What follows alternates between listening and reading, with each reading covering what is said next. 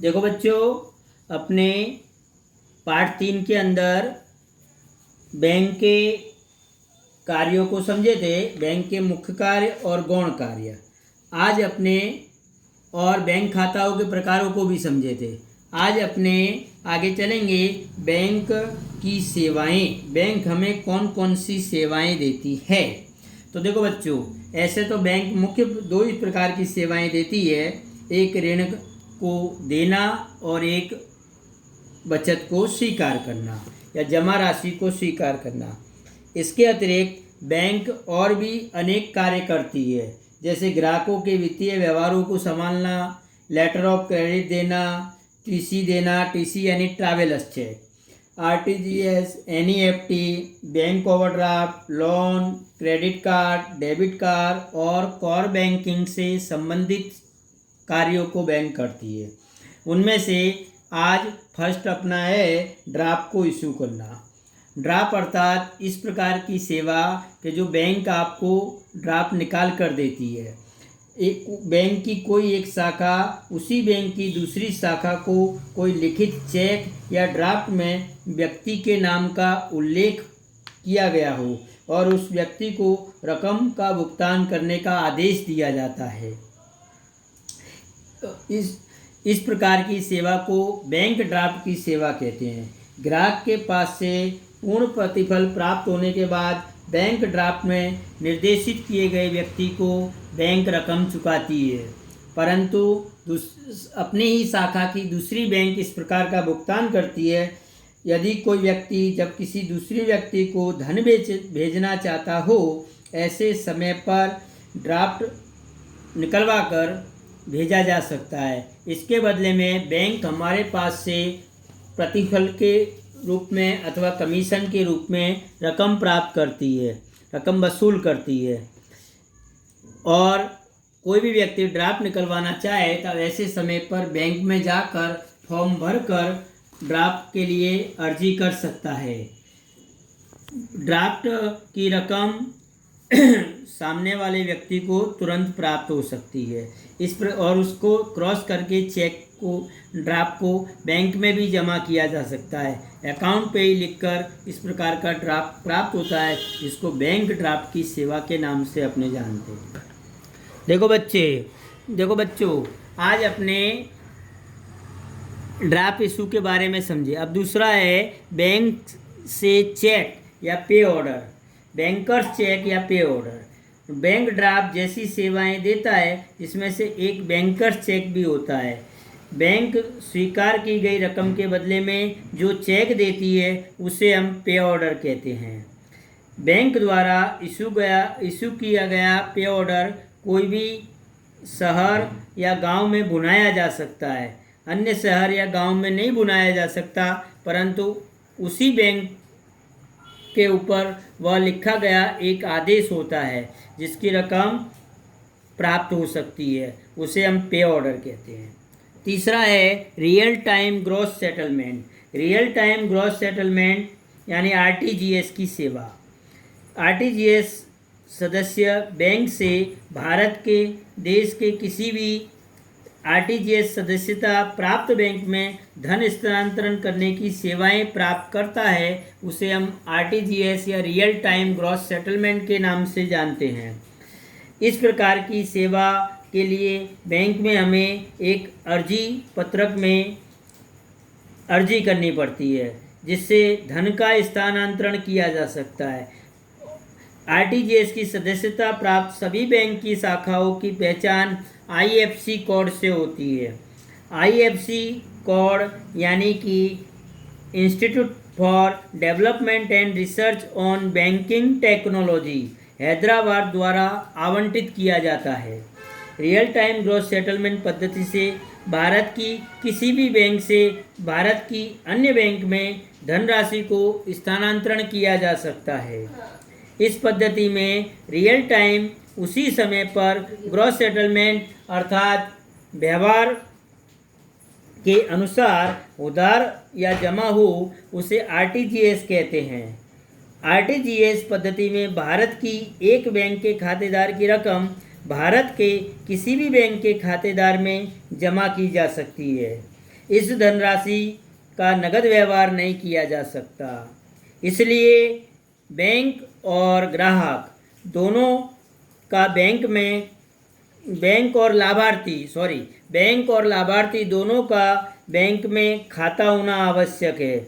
दोनों बैंक के पास IFSC code होना फर्जियात होता है। RBI द्वारा RTGS की पद्धति में 2 लाख या उससे अधिक रकम की सेवा दी जा सकती है। इस पद्धति में ग्राहक द्वारा जमा की जाने वाली रकम की सूचना दी जाती है। उसी दिन ग्राहक के खाते से रकम उधार करके सूचित व्यक्ति के खाते में जमा की जाती है। इस प्रकार की सेवा को हम RTGS या रियल टाइम ग्रॉस सेटलमेंट के नाम से जानते हैं। अगली सेवा है नेशनल इलेक्ट्रॉनिक फंड ट्रांसफ़र। अब देखो, इसको NEFT की सेवा कहते हैं। ये सेवा भी RTGS की तरह ही होती है। यह व्यवस्था में ऑनलाइन की जाती है। इसके लिए IFSC कोड दिया जाता है। इस व्यवहार में फंड ट्रांसफ़र की रकम की कोई सीमा नहीं होती। इस व्यवहार में अधिक से अधिक 2 लाख रुपए हस्तांतरण करने की प्रक्रिया बैच के अनुसार होती है। RBI द्वारा प्रति घंटे की बैच में इन व्यवहारों का निपटारा होता है। इस व्यवहार में जमा रकम मिलने की प्रक्रिया उसी दिन से लेकर 48 घंटे के अंदर की जाती है।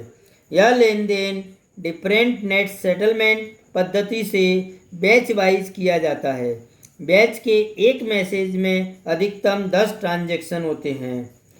NEFT सदस्यता वाली सभी बैंक की शाखाओं की पहचान भी IFSC कोड से होती है, जो 11 डिजिट का अल्फा न्यूमेरिक स्वरूप में किया होता है। इस पद्धति में धनराशि भेजने वाले ग्राहक के पास से बैंक कमीशन लेती है, परंतु NEFT अर्थात द्रव्य प्राप्तकर्ता लाभार्थी से किसी भी प्रकार का कमीशन नहीं लिया जाता। इस प्रकार की सेवा को NEFT की या नेशनल इलेक्ट्रॉनिक फंड ट्रांसफ़र के नाम से जानते हैं। इसके अलावा बैंक ओवरड्राफ्ट की भी सेवा देती है। बैंक ओवरड्राफ्ट व्यापारियों का बैंक में चालू खाता होता है। चालू खाते में जमा राशि से अधिक रकम निकालने की जो सेवा दी जाती है उसे बैंक ओवरड्राफ्ट कहते हैं। बैंक ओवरड्राफ्ट में व्यापारी अपनी अन्य किसी भी जमानत पर ओवरड्राफ्ट प्राप्त कर सकता है। मंजूर किया गया ओवरड्राफ्ट अधिक से अधिकतम रकम में से जितनी रकम निकाली जाती है उसी पर ब्याज का भुगतान करना पड़ता है। यह सेवा अधिकतर चालू खातेदार को ही प्राप्त होती है। कैश क्रेडिट यानी CC जिसको बोलते हैं व्यापारी साख, रोकड़ साख के नाम से जानते हैं। व्यापारी को धंधाकीय उद्देश्य तथा विकास के लिए धंधे के माल स्टॉक और वसूली के आधार पर इस प्रकार का बैंक द्वारा ऋण दिया जाता है। इस प्रकार की ऋण व्यवस्था में माल स्टॉक को बैंक में गिरवी रखा जाता है। धंधा की इकाई जितने प्रमाण में जितने समय के लिए इस धनराशि का उपयोग करती है उतने प्रमाण में ही निश्चित दर से ब्याज चुकाना पड़ता है, जिसे हम कैश क्रेडिट के नाम से जानते हैं। लोन यह दीर्घकालीन समय के लिए अधिकतर दी जाती है। बैंक का मुख्य कार्य जमा राशि को स्वीकार करना और ऋण देना होता है।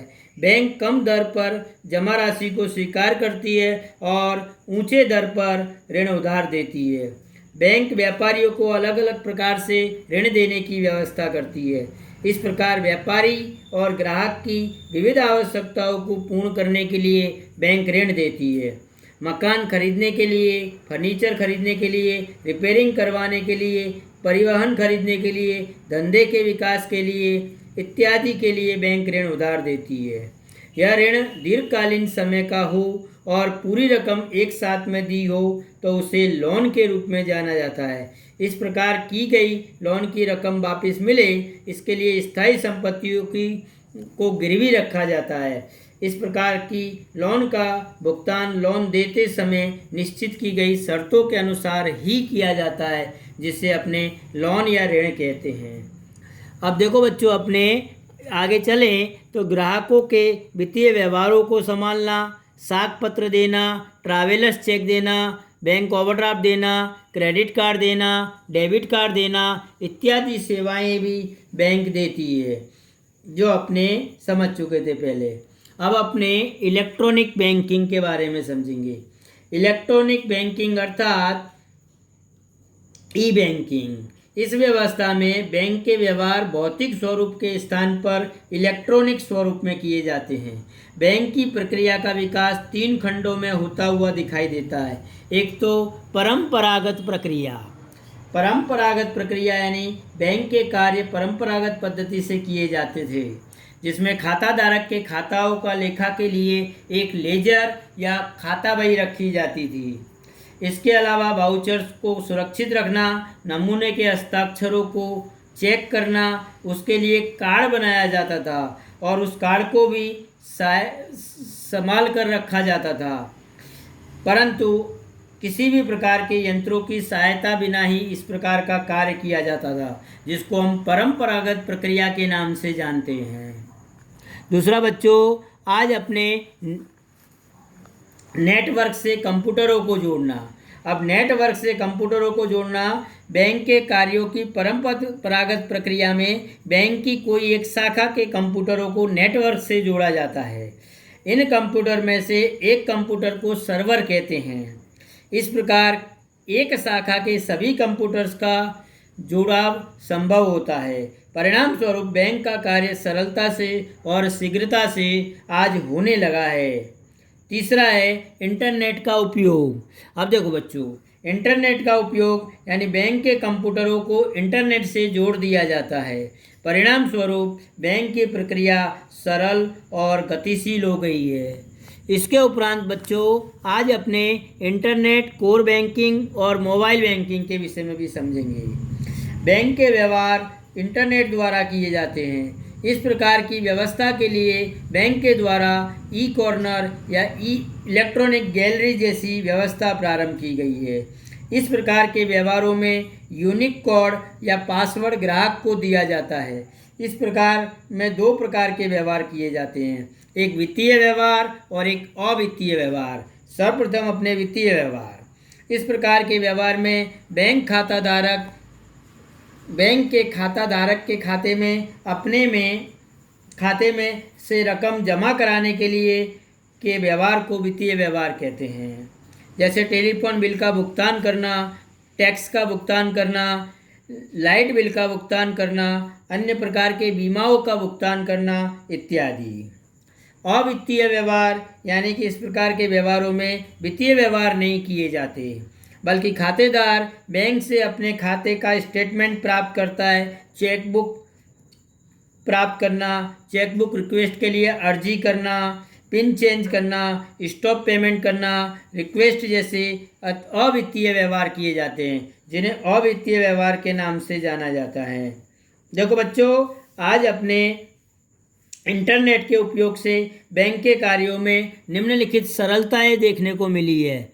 आज अपने कोर बैंकिंग, इलेक्ट्रॉनिक बैंकिंग और मोबाइल बैंकिंग के विषय में भी समझेंगे।